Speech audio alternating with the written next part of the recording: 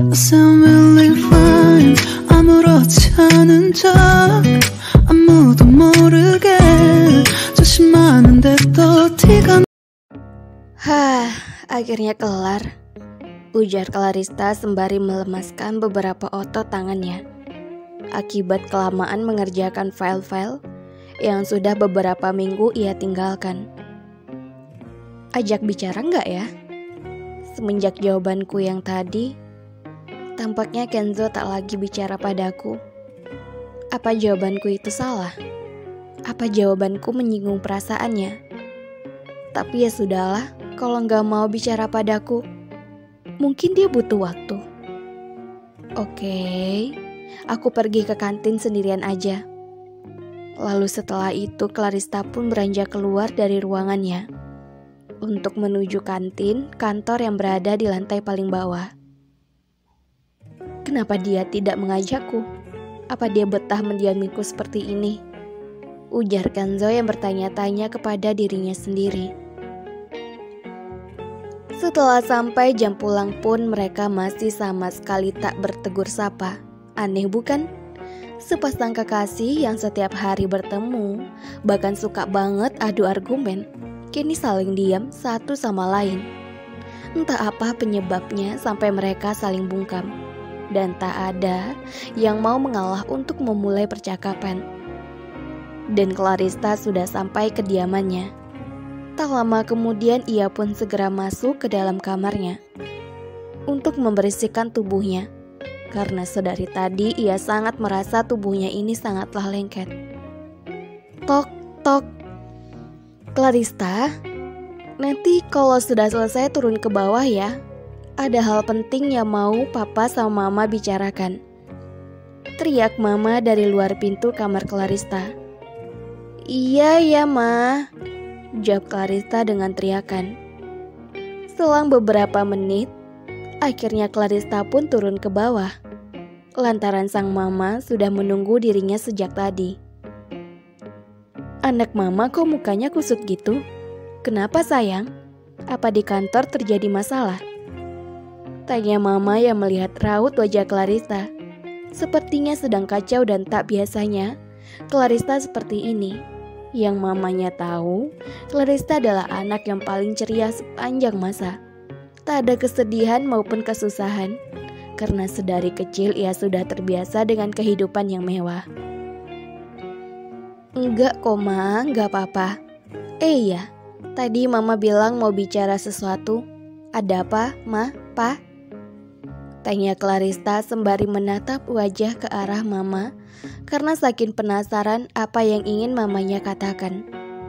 Karena sejak pagi ia sudah sangat-sangat penasaran. Papa aja deh yang bicara ya, ucap mama sambil melihat ke arah suaminya itu. Kemudian suaminya mengangguk pelan tanda jikalau ia setuju. Baiklah, jadi begini nak. Papa dan mama ingin tanya sama kamu. Apa benar sampai sekarang kamu gak punya pacar? Ucap papa yang dengan tegas, namun Clarista pun hanya melamun dan mencerna apa yang tadi papanya bicarakan.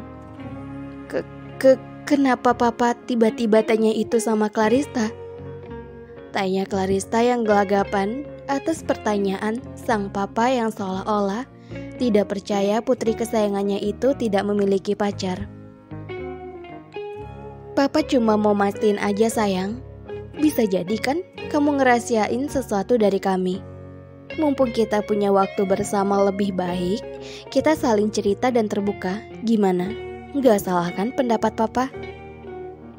Jadi maksud papa dan mama apa? Tanya Clarista lagi, yang semakin bingung dengan ucapan yang ia dengarkan tadi.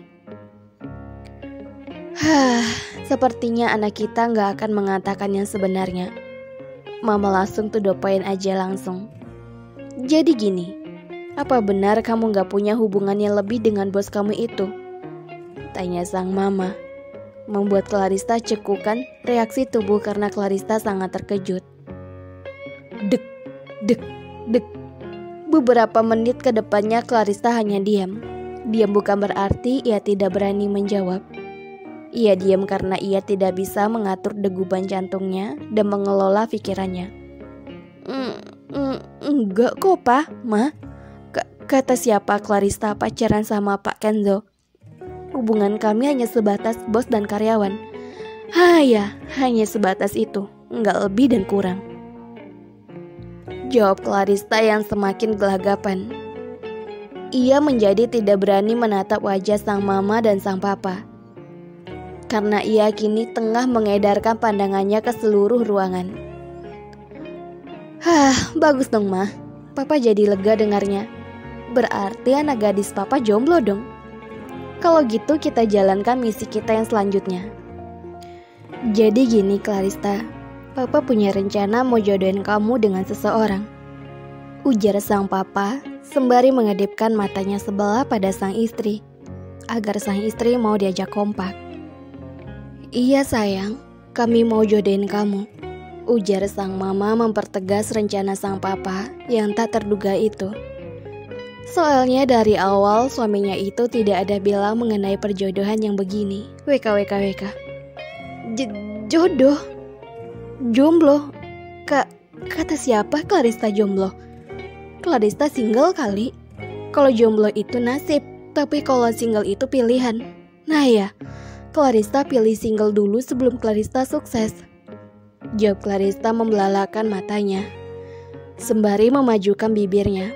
Hal itu membuat sang mama dan papa terkekeh geli di dalam. Sudah berapa lama kamu jadian sama Kenzo? Tanya Akmal yang tiba-tiba saja masuk ke dalam ruangan interogasinya Clarissa dengan nada tegas dan seriusnya itu. Belum lama ini kok, kayaknya sebulan aja belum sampai kali bang. Clarissa spontan menjawab pertanyaan Akmal itu dengan santai. WKWKWK. Itu mah bukan spontan kali guys, alias keceplosan. Oh, jadi gitu, ujar sang mama, papa, dan Bang Akmal serentak. Seraya serentak juga mendekatkan wajahnya dengan wajah Clarissa. Awalnya Clarissa cengar-cengir, namun detik berikutnya ia membulatkan matanya lebar-lebar, sembari membungkam mulutnya dengan tangannya sebelah. Aduh, mati gue. Kenapa gue bisa ceroboh kayak gini sih? Gimana ini bisa barabe hidup gue ke depannya? Ini satu lagi, tak kenapa Bang Akmal datang-datang langsung nanya kan jadi keceplosan gue. Gumamnya kesal di dalam hatinya.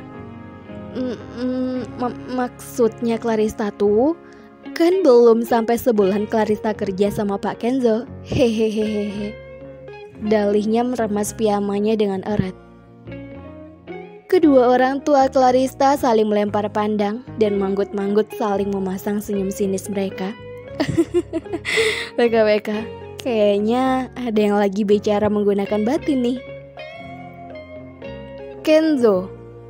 Sepertinya mama dan papa gak asing dengan nama itu. Iya gak pa? Ujar sang mama yang pura-pura berpikir panjang. Padahal mah sudah tahu WKWKWK. Kenzo Fabian Adibrata, bos sekaligus teman sepermainan dengan Clarissa waktu kecil. Masa mama lupa? Akmal aja ingat banget. Bahkan dia, si centil ini, mati-matian belain si Kenzo waktu Kenzo berkelahi dengan anaknya Pak Santoso. Datang Clarissa yang tidak tahu apa-apa, dia malah belain si Kenzo. Padahal yang salah tuh si Kenzo. Jelas Akmal panjang kali lebar. Hah? Masa iya? Gak mungkin, palingan ini akalan-akalan busuknya Bang Akmal. Supaya gue dideplak dan dicoret nama gue dari kakak. Soalnya dia adalah manusia pertama yang paling suka gue kena amukan masa nyokap dan bokap. Gumamnya di dalam hatinya, seraya menatap tajam mengintimidasi sang abang. Oke, flashback 15 tahun yang lalu. Sayang, kamu jangan ngebut-ngebut. Nanti Clarissa bisa jatuh terus luka deh. Jelas sang mama terhadap anak kecil yang berumur 15 tahun itu. Tapi kan, Clarissa cuma main ini mama, balas anak kecil itu, lalu melanjutkan untuk mengayuh sepedanya di sekitar taman rumah mereka. Iya sudah, mama ke dapur sebentar ya. Clarista jangan kemana-mana, di sini aja. Kemudian mamanya pun pergi meninggalkan Clarista yang tengah bermain mengayuh sepedanya. Sementara itu di sisi lain, Clarista mendengar suara anak laki-laki yang tengah berkelahi yang tidak jauh dari rumahnya. Apa? Kalau berani sini lawan, dasar pengecut. Kok diam? Jangan-jangan dia bisu kali ya, ujar anak laki-laki tersebut yang tengah memancing keributan.